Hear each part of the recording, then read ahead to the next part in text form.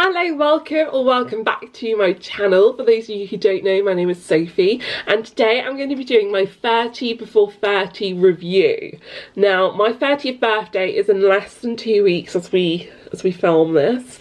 I think when it goes up it will be about a week or so until my birthday, so I should have done basically everything on this list by now. So I thought we'd go into it. Just a quick disclaimer, not a disclaimer, but just a quick thing before I start.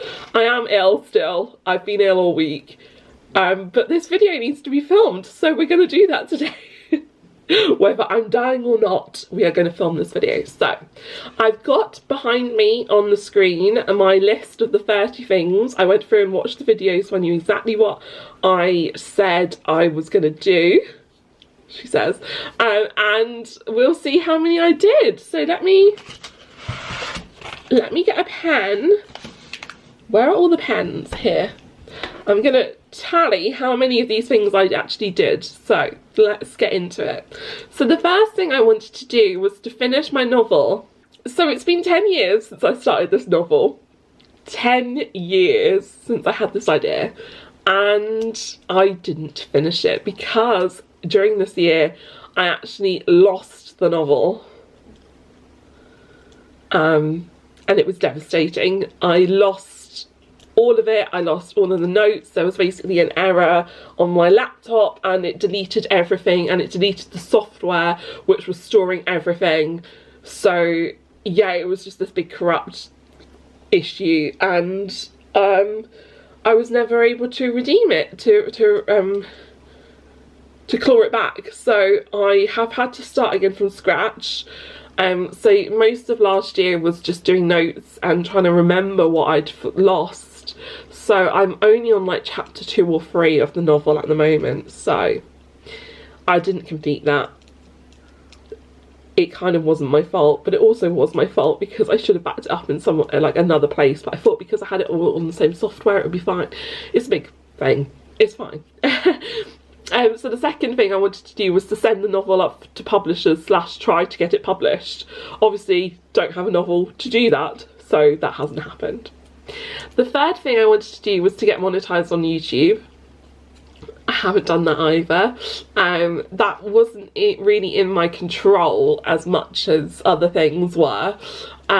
But I have grown a bit recently on YouTube, so I'm feeling quite happy with how it's going.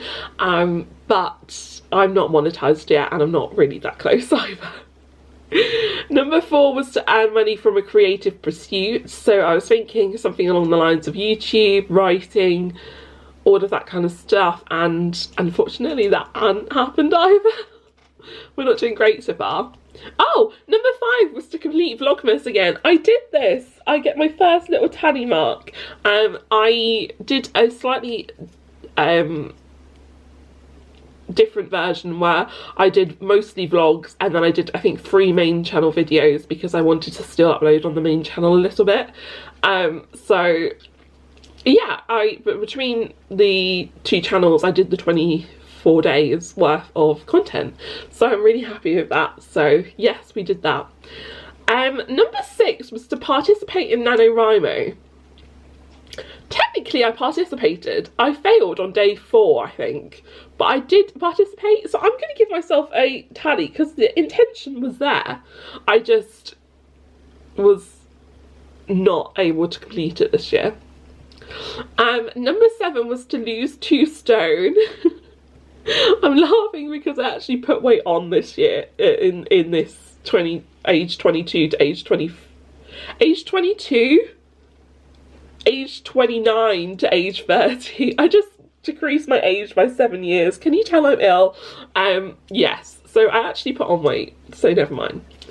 But number 8 was to participate in a fun run or a race for charity. Now I did this, and I didn't talk about it that as much as I feel like I should have, because I'm really proud of myself. I actually have a medal up there because I did a 5k. I did the Race for Life, which in the UK is a race which happens in the summer, and it's in lots of different locations, and you could do a 5k or a 10k, and it's to raise money for cancer research.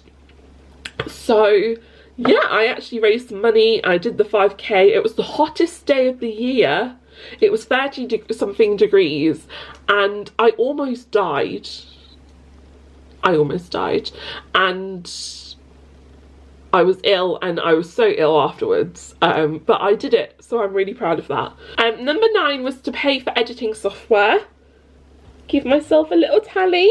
I paid for Premiere Pro. I've paid for a year subscription.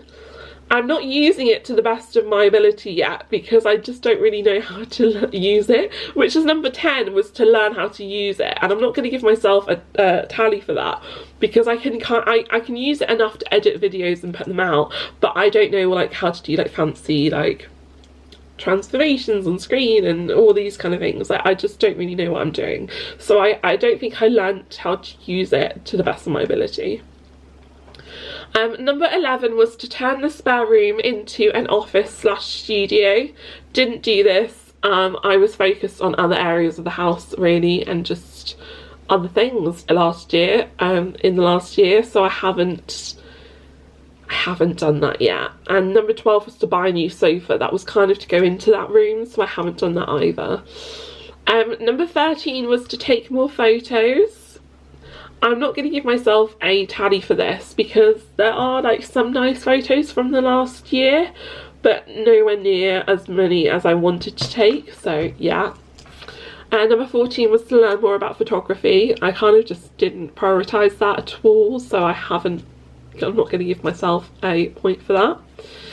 Number 15 was to read a book a month. I did make progress on that, and I read 7 books in the end, but obviously that's not the 12 that I needed to get my tick, so never mind.